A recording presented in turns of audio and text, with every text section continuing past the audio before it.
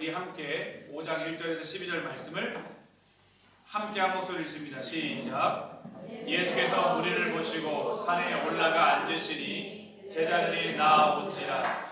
입을 열어 가르쳐 가라사대 심령이 가난한 자는 복이 있나니 천국이 저희 것이며 애통하는 자는 복이 있나니 저희가 위로를 받을 것이며 온유한 자는 복이 있나니 저희가 땅을 기업으로 받을 것이며 의에 줄이고 목마른 자는 복이 있나니 저희가 배부를 것이며 긍휼히 여기는 자는 복이 있나니 저희가 긍휼히 여김을 받을 것이며 마음이 청결한 자는 복이 있나니 저희가 하나님을 볼 것이며 화평케 하는 자는 복이 있나니 저희가 하나님의 아들이라 일컬음을 받을 것이며 의를 위하여 핍박을 받는 자는 복이 있나니 천국이 저희 것입니다.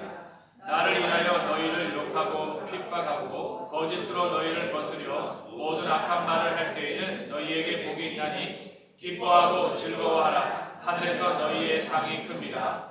너희 전에 있던 선지자들을 이같이 핍박하였느니라. 아멘. 교회의 최종 목적은 무엇일까요? 이 땅에 교회가 존재하는 목적은 무엇이고 이 땅의 교회가 끊임없이 나아가야 될 방향이 무엇일까요? 어쩌면 오늘 제가 여러분들과 함께 나누는 말씀은 꿈이 있는 미래, 성경대로 배우고 성경대로 가르치는 이 강의의 최종 목적이라고 할 수 있어요. 최종 강의, 제일 중요한 강의라고 할 수 있습니다. 그렇다면 교회의 목적은 무엇이고 교회는 끊임없이 무엇을 추구하며 나가야 될까? 정답은 뭘까요? 교회는 예수님을 닮아가는 것이 최종적 목적입니다. 교회는 예수님을 닮아가는 것. 꿈미의 최종 목적도 꿈이 있는 미래의 최종 목적도 예수님을 닮아가는 예수님의 사람을 만드는 거죠. 성경대로 가르치고 성경대로 우리가 배워가는 목적, 열심히 성경대로 배워서 성경대로 가르치는 최종 목적도 이 땅에 예수님을 닮아가는 사람을 키워내고 세워내는 것입니다. 이 땅에 예수님이 오셔서 십자가에 못 박혀 죽으시고 부활하셔서 제자들에게 생명의 숨결을 불어넣으신 이후에 승천하셔 하나님 보좌 우편에 계시다가 다시 오실 때까지 예수님은 이 땅에 하나님의 자녀들이 예수님을 닮아가기를 원하시는 것이 그분의 희망이고 그분의 꿈이고 그분의 목적이었습니다. 오늘날 교회가 방향을 잃고 있다라고 많이들 염려해요. 이 이야기는 교회가 무엇을 위해 존재하고 무엇을 목표로 삼고 무엇으로 오늘 하루하루를 살아내야 될지에 대한 방향성을 잃었기 때문에 그래요. 저는 방콕 한인연합교회가 교회의 존재 목적과 가장 중요한 방향과 목적성을 잃어버리지 않기를 원합니다. 그래서 늘 다짐하고 늘 고백하고 늘 떠올려야 될 것은 나는 예수님을 닮는 것이 내 인생의 최고의 목표다라고 하는 가치를 가지고 살아간다면 방향을 절대 잃지 않을 겁니다. 예배를 드리는 것도 나는 예수님 닮아가기 위함인 것이고 셀 모임을 하는 것도 내가 예수님을 닮아가는 것이고 내가 교사로서 살아가는 것도 예수님을 닮아가는 것이고 내가 사업을 하고 내가 직장 다니는 것도 예수님을 닮아가는 겁니다. 이건 그 누구도 예외 없는 목표예요. 목회자가 예수님을 닮아가는 것을 잃어버리면 안 됩니다. 목회자는 끊임없이 예수님을 닮아가야 하고 장로님들도 예수님을 끊임없이 닮아가야 해요. 권사님과 안수집사님뿐만 아니라 교사들도 끊임없이 예수님을 닮아가는 겁니다. 셀 모임의 목적도 예수님을 닮아가는 것이기 때문에 셀 모임을 어떻게 진행해야 될까요? 예수님 닮아가는 이야기로 나눠야죠. 한 주일 동안 예수님 닮아가야 하는데 예수님 닮아가지 못했던 서로의 연약함들을 나누고 기도해 주는 겁니다. 그게 셀 모임입니다. 그룹 바이블과 분당 공부의 목적도 예수님 닮아가야 하는데 예수님 닮아가지 못한 채 아이들이 쓰러진 모습, 교사가 쓰러진 모습, 가정에서 쓰러진 모습들을 함께 나누고 기도해 주는 것이 분당 공부와 GPS입니다. 예배가 무엇일까요? 하나님은 왜 안식일을 정하셔서 왜 우리에게 매 주일마다 공예배를 통해 만나시기 원하시는 걸까요? 예수님 닮아가지 못했던 연약함을 다시금 하나님 앞에 아뢰고 주시는 생명의 말씀을 통해서 예수님 닮아가야지라고 하는 결단을 새롭게 하는 것이 예배의 목적이고 예배의 방향성이 되어야 됩니다. 그렇다면 교회와 교회 학교가 이 예수님을 닮아가기 위해서는 어떻게 해야 할까요? 어떻게 해야 예수님을 잘 닮아갈 수 있을까요? 그 첫째는 예수님이 어떤 분인지를 잘 가르쳐야 됩니다. 예수님이 어떤 분인지를 잘 가르쳐야 아이들은 예수님을 닮아갈 수가 있어요. 그래서 교회는 예수님이 어떤 분인지를 가르치는 곳이 되어야 된다고 말하는 거죠. 예수님이 어떤 사역을 하시고 예수님이 어떻게 치유를 하셨고 예수님이 어떻게 말씀을 전하셨는지 예수님이 공동체 안에서 어떻게 구원의 사역을 세워가시고 이뤄가시는지를 가르치는 생명의 공동체가 되어야 된다. 그럴 때 우리는 예수님을 닮아가는 교회가 될 수 있다. 여러분, 우리는 예수님이 어떠한 분인지에 대한 거룩한 알고 싶어하는 열망이 있어야 돼요. 예수님 알고 싶어하는 거룩한 열망이 상실되어져 간다는 것은 너무나도 안타까운 거죠. 무슨 문제가 있나요 지금요? 메모리가? 배터리가 3분밖에 안 남았다고요?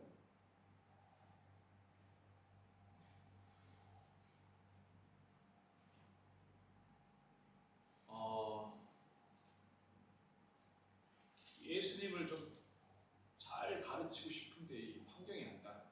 네? 그러니까 찬스가 가서도 좀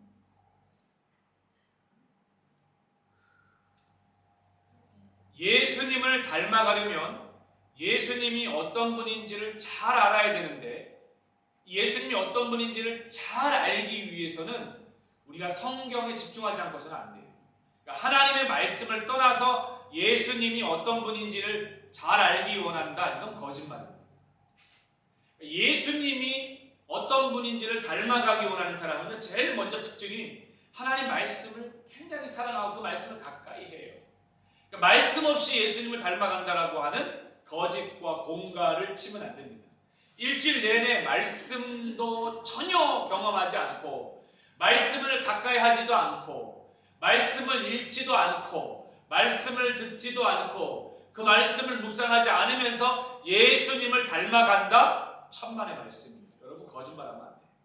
그러면 예수님이 이렇게 얘기합니다. 너부터 예수님 닮아가. 너부터 내가 어떤 사람인지 내가 어떤 분인지를 좀 알아라. 내가 하나님이시면서 동시에 인간의 몸을 입고 이 땅에 오신 신인성이 되셔서 이 땅에 오신 예수님을 좀 바로 알아라. 그럼 여러분 우리가 말씀을 가까이 말씀을 어떤 방법을 통해서라도 그 시간을 확보해낼 수 있어야 돼요. 예를 들면 주일날 아침에 저는 나올 때 드라마 바이블 여기서 올 때 읽고 출근할 때 읽고 자기 전에 읽고 왜냐하면 예수님을 가르쳐야 되는데 목회자가 예수님에 대해서 알아야 되는 거룩한 열정이 성도보다 낫다. 문제죠. 근데 그거에 대한 영적인 자존심을 무너뜨리고 싶지 않은 거예요. 성도가 또 어떤 특정한 자리에 위치해 있는 분들의 영적 자존심은 다른 걸로 자존심이 세워지는 게 아니라 그 하나님 말씀을 내가 좀 더 많이 봐야지. 교육부장님은 다른 일반 교사들보다 더 많이 말씀을 봐야 돼요. 더 말씀을 가까이 해야 되고, 어떻게 하면 더 말씀을 더 내가 접목시킬 수 있을까? 우리 부장님들이나 설교자분들요, 정신을 바짝 차리고 내가 다른 어떤 영적인 자존심보다도 하나님 말씀을 더 많이 읽어야 되겠다. 내가 교사들보다 더 많이 읽어내야지. 더 가까이 해야지. 그래야 우리가 예수님을 닮아낼 수 있어요. 영적인 부등호와 법칙이 있습니다. 영적 부등호의 법칙이 있어요. 이것은 절대 깰 수 없는 영적인 부등호 법칙이에요. 예수님이 가장 앞서 계셔야 돼요. 그리고 그 다음에는요, 목회자와 선교사들이 복음을 증거하는 영적인 리더들이 두 번째 부등호 위치에 있어야 돼요. 그리고 평신도들이 있어야 되고, 그 다음에 평신도 교사와 함께 우리의 청년과 대학생들과 자녀들이 영적 부등호의 법칙을 세우고 있어야 되는데, 이 영적 부등호의 법칙을 이 코르라고 생각하면 절대 안 돼요. 그만큼 예수님이 어떤 분인지를 닮아가려면 말씀을 가까이 하고 그 말씀을 확보해낼 수 있어야 된다. 출퇴근하는 사람들 영적 지혜를 발휘하세요. 괜히 그냥 기차 타고 괜히 차 타고 이렇게 다니면서 여러분들이 다른 이상한 유튜브에다 시간 뺏기지 마시고 드라마 바이블을 통해 가지고 예수님이 어떠한 분인지 알기 원한다면 마태, 마가, 누가, 요한복음을 끊임없이 읽어낼 수 있어야 됩니다. 영적인 지침이 있고 영적인 소생을 누리고 싶다 그러면 로마서를 내가 이번 주에는 10독 통독해야지. 그런 마음을 가지고 있을 때, 그런 사모함과 열정을 가지고 있을 때 하나님이 생명의 순결도 불어넣으시는 거예요. 그냥 아무렇게나 이렇게 그냥 퍼져 있는데 생명의 순결을 불어넣으시느냐? 영적인 반동의 원리가 있는 거예요. 사모하는 심령 가운데에 시편에 나와 있는 것처럼 사슴이 시냇물을 찾기에 갈급함같이 내 영혼을 주를 향한 사모함이 갈급합니다라고 하는 영혼에게 하나님이 생명의 숨결을 불어넣으시고 우리의 삶의 자리에서 말씀 속에서 내가 어떤 분인지를 분명하게 선명하게 드러내신다. 사람은 많이 교만합니다. 큰 기도의 제목이 있으면 성전을 찾게 되어지고 기도의 자리에 있게 되어지지만 당장 내 안에 급한 문제가 해결되어지면 영적 교만함이 하늘을 찌르러요. 하나님의 낯을 대면하는 직면의 시간을 피해버려요. 그 시간에 성전을 찾던 영혼들이 집에서 편안한 마음을 가집니다. 그게 연약한 인간의 모습이에요. 우리의 모습들 가운데 어떤 영적인 긴장감과 재단이 무너져 가고 있는지를 잘 살펴낼 수 있어야 됩니다. 예수님을 닮아가기 위한 이 간절함이 저는 꿈이 있어요. 우리 방콕 한인연합교회 꿈은 다 동일한 목적이야.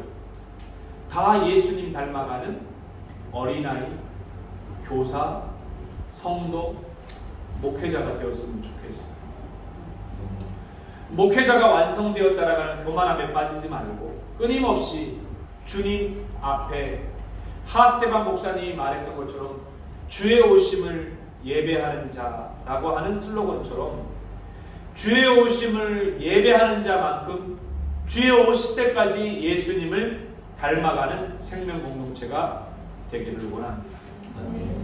그러기 위해서 예수님을 닮아가기 위해서 예수님의 성품이 오늘 마태복음 5장 1절에서 12절까지 예수님의 성품이 드러나 있는 거예요.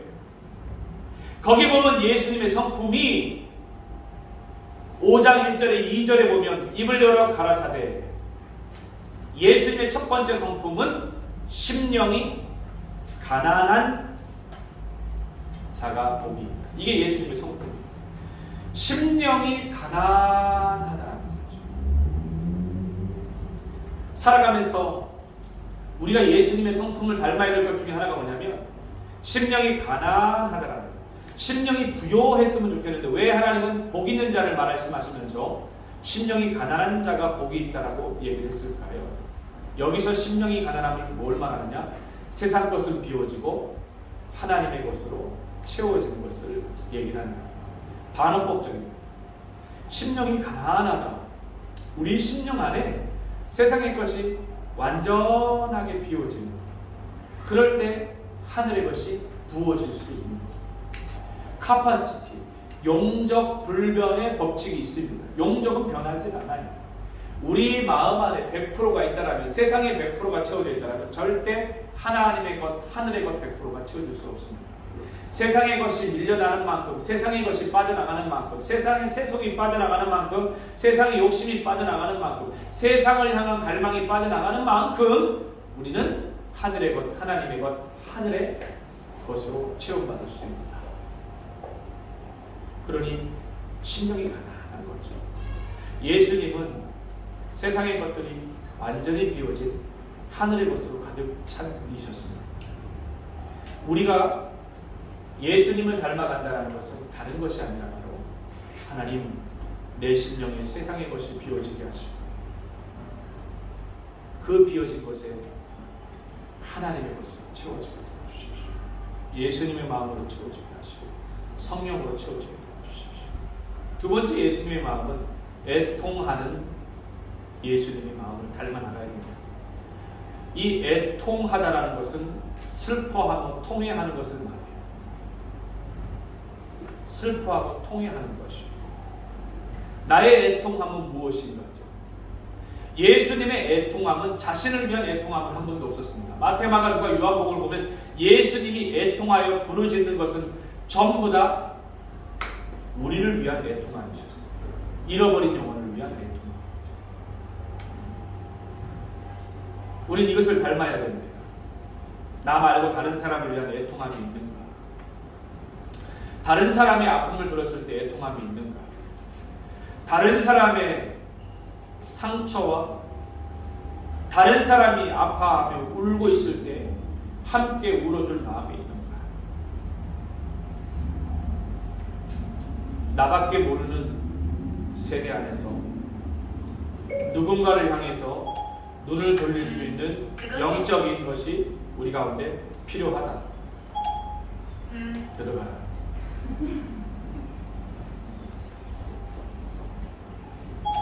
다시 만나는 그날까지. 그런 애통함이 오늘 이 시대에 너무 필요한데, 교사들에게 필요한 애통함은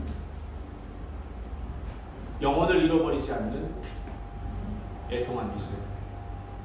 여러분 자녀만 소중한 것이 아니라 우리 가족을 넘어서는 애통함의 마음이 필요해요. 특히 방공하는 연합교회는 부모 외에 혼자 다니는 자녀를 향한 애통함을 놓치지 마십시오.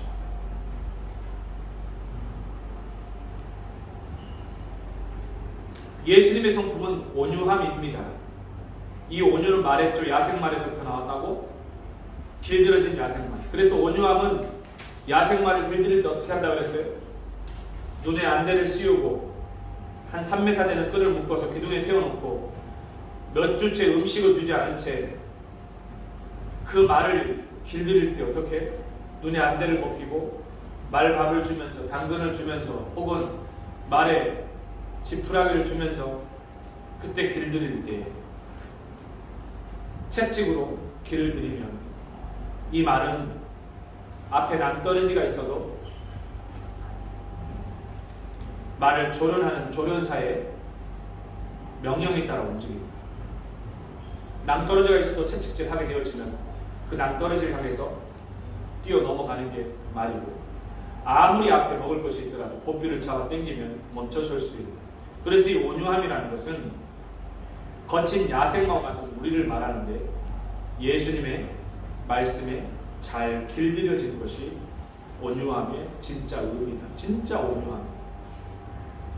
그래서 예수님의 온유함은 뭐가 온유함이냐? 예수님의 온유함은 텐더, 부드러운 온유함이 아니라 죽기까지 하나님 아버지의 말씀에 순종하고 복종한 것이 진짜 예수님의 최고의 온유함이었다.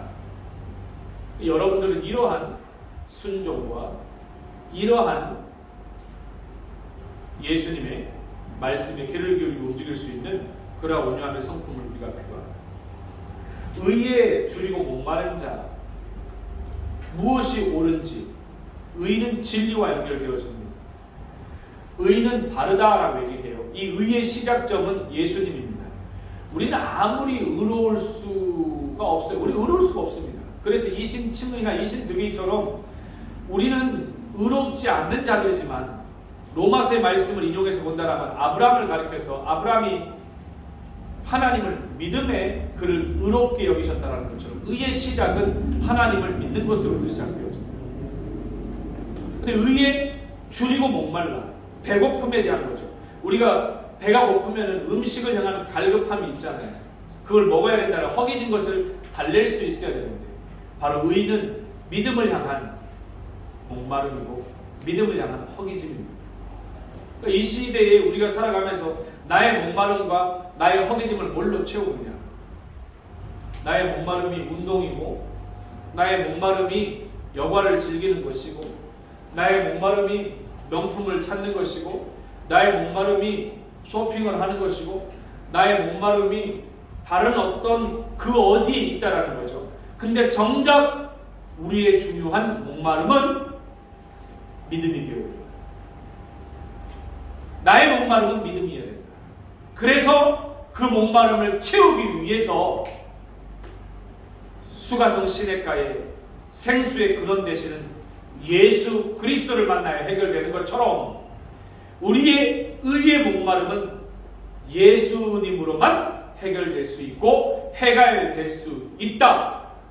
그래서 이걸 해결하기 위해서는 공예배에 참석해야 됩니다. 임직자들에게 따꼼한 메시지를 임직자 카톡방에 올렸어요. 여러분들 임직자분들, 임직 후보자들 주일 예배, 수요 기도회, 금요 기도회 잘 예배 드리셔야 된다. 이 자리에 계신 분들은 듣지 않아도 될 얘기죠. 열심히 하시는 분들.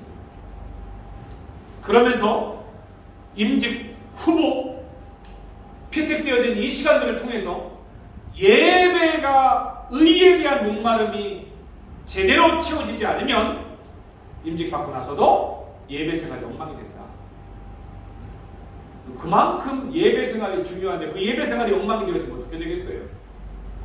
그래서 여러분의 목마름이 무엇인지를 한번 깊이 생각해 보십시오.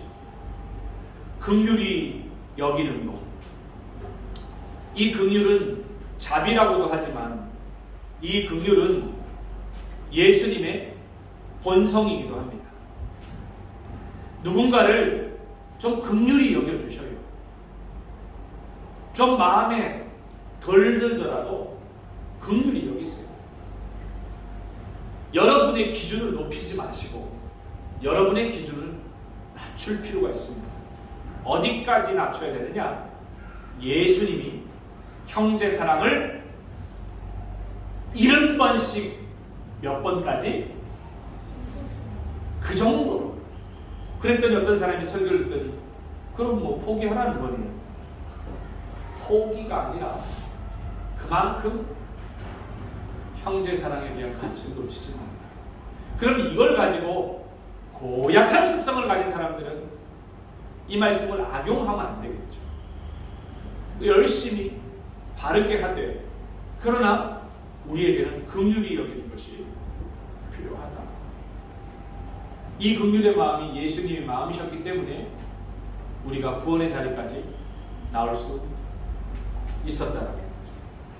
성경에는 온통 이 긍휼함을 받은 사람들이 있어요. 특히 잘 들으세요. 일 잘하는 분들은 긍휼히 여기는 마음을 다른 분보다 몇 배는 더 가지셔야 돼요. 일 잘하는 완벽주의자들은 저를 포함해서 그 일에 못 미치면 이렇게 됩니다. 아유 이렇게 됩니다. 근데 이런 일을 잘하는 사람이 하나님의 은혜에서 스스로 몰락하는 것이 무엇이냐면 긍휼한 마음을 놓치는 거예요. 일 잘하는 분들 여기 많이 계시죠? 박용훈 지사 일 잘하시죠? 잘 못해. 이은정 지사 일 잘하시죠? 그 일 거기 못 미치면 막 답답하고 막 아이고 이러시죠? 그죠? 아저씨가 어떠세요? 예전에 그래 지금은 일 잘하는 분이 여기 많으시죠? 이순호 선생님 잘하시죠? 저는 일을 못해서. 일 잘 연민경 지사 일 잘하시죠? 일 잘하는 분 많으시죠? 김선미 지사 일 잘하시죠? 욕심만 많아요. 일을 못하고 욕심이 많아요.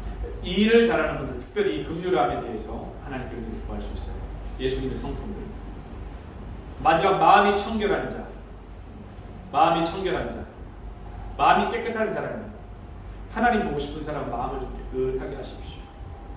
여기서 마음을 깨끗하게 하자라는 말을 여러분들 잘 기억해야 돼요. 마음 자체가 순수한 것이 깨끗한 거예요. 마음이 순수해요. 이게 얘기하다 보면 마음이 순수해요. 제가 파타야에 갈 때마다 이렇게 늘 같이 일하던 한 분이 계셨어요. 여행사에서 일하시던 태국 분이신데 아이분이 10년 정도 지나니까 아이 처음 만났던 그분이 아닌 거예요. 사람이 너무 약아졌어. 직장 생활하다 보고 사람을 많이 대하다 보면 거기에 적응하다 보면 사람이 많이 달고 닳지요. 그러다 보면 순수한 마음을 놓쳐버릴 수가 있습니다. 예수님은 우리가 하나님 나라 일을 할 때 순수한 동기와 순수한 마음을 가지고 하길 원하셔요. 순수한 마음과 순수한 동기를 가질 때는 언제였냐면 처음 신앙생활 할 때 모습을 말하는 거예요. 그걸 요한계시록에서는 뭐라고 말하냐면 첫사랑이라고 얘기를 해요. 이 첫사랑을 회복하지 않으면, 순수한 마음을 회복하지 않으면, 순수한 동기를 회복하지 않으면 조금 어색하고 조금 부족하지만 조금 못하더라도 순수한 마음을 잃어버리지 않는 신앙이 되어야 된다. 화평케 하는 자는 복이 있다라고 예수님 말씀하시죠. 화평케 하는 자. 피스메이커를 말하죠. 평화를 구하는 겁니다. 평화를 구하는 사람. 그런 사람들 보면 분위기로 전체를 망치지 않습니다. 공동체 안에 분위기를 전체를 주름 잡는 것은 바른 방법이 아니에요. 전체 공동체는 하나님이 다스리는 공동체이기 때문에 샬롬과 평화의 공동체가 되어야 됩니다. 이런 공동체가 발전을 해요. 이런 공동체가 성장을 해요. 이런 공동체가 하나님 나라를 향해서 아름답게 세워져 갈 수 있습니다. 그래서 여러분은 평화를 추구하는 자가 되어야 돼요. 평화를 만들어가는 자가 되어야 돼요. 혹시 공동체 안에 평화를 깨는 언어나 평화를 깨는 표정이나 평화를 깨는 말투가 있게 되어지면 그걸 저지할 수 있는 공의로운 사람이 필요해요. 한 사람이 한마디로 해가지고 탁 공동체가 급 차가워진다. 그렇게 되어지면 어떻게 돼요? 평화의 메시지가 되는 거죠. 가정에서도 필요해요. 가정에서도 아빠가 평화를 확 깬다. 그러면 엄마는 평화를 회복하는 사람이 되죠. 아빠의 손을 탁 잡고 여기까지. 이걸 아내의 목소리를 듣지 말고 하나님의 음성으로 들을 수 있어야 됩니다. 피스메이커 평화 만든 사람이 돼요.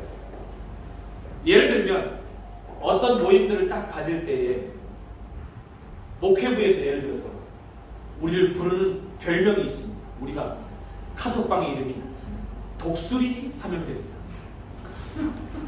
신상태, 김충만, 조준아, 이 독수리 삼형제입니다.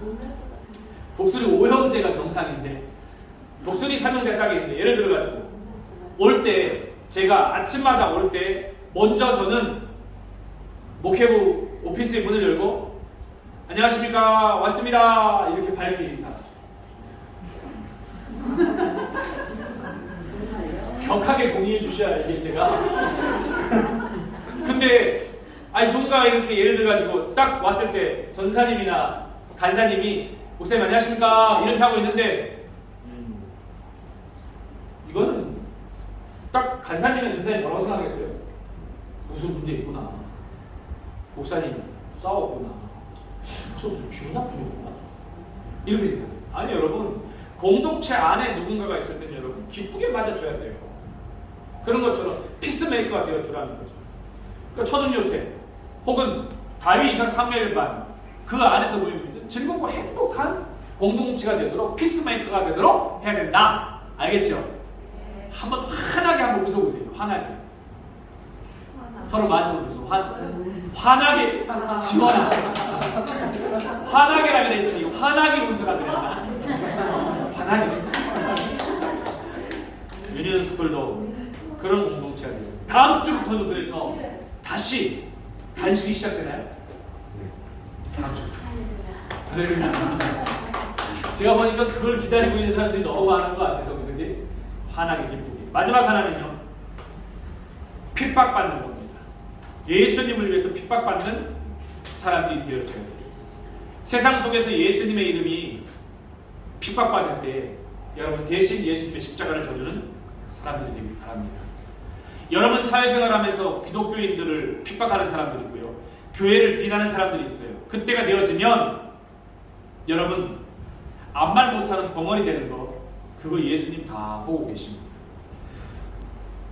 예수님을 비난하고 교회를 비난하고 그리스도인들을 비난할 때에 그건 소수의 사람들이에요. 아직도 이 세상은 예수 그리스도를 닮은 자들이 그 사랑을 전하며 살아가는 사람들이 더 많아요. 우린 거기를 바라보고 가는 거고 만약 그런 사람들의 목소리가 있을 때 먼저 들으십시오. 그러나 선생님 아직도 예수 그리스도의 그 귀한 사랑을 전하며 살아가는 사람들이 너무 많습니다. 저 또한 이렇게 꼭 얘기를 해야 돼요. 저 또한 부족하지만 그렇게 살아가기 위해서 애쓰는 자인데 이걸 놓치지 말고 꼭 얘기해 줘야 된다고. 나 또한이라는 표현을 절대 놓치지 말라고. 내가 그리스도인 되어짐을 얘기하라고. 회사 직장생활하는데 수비나 그죠? 그러면서 저는 그리스도인입니다. 오늘 그래서 회사에다가 I am Christian 이렇게 스티커를 나는 그리스도인입니다. 이렇게 드러내는 모습이 필요하다.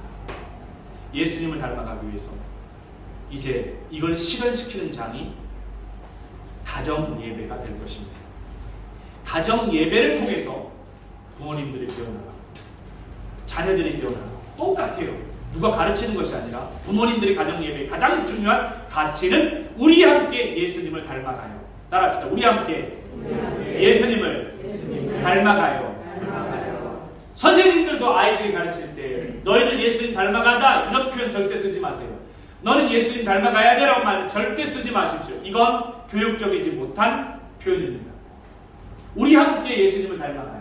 우리 같이 예수님을 닮아가자 할 때에 아이들에게 변화가 시작되어지고 가정에서 변화가 시작되어지고 공동체가 변화가 시작되어지는 겁니다. 그러므로 목회자인 저도 여러분들께 함께 강청하며 표현합니다. 우리 함께 예수님을 같이 닮아 가십시다. 네. 그러기 위해서 마태복음 말씀을 잘 기억하면서 예수님 성품을 잘 배우고 잘 성경대로 가르쳐줄 수 있는 우리 모두가 되어지기를 바랍니다.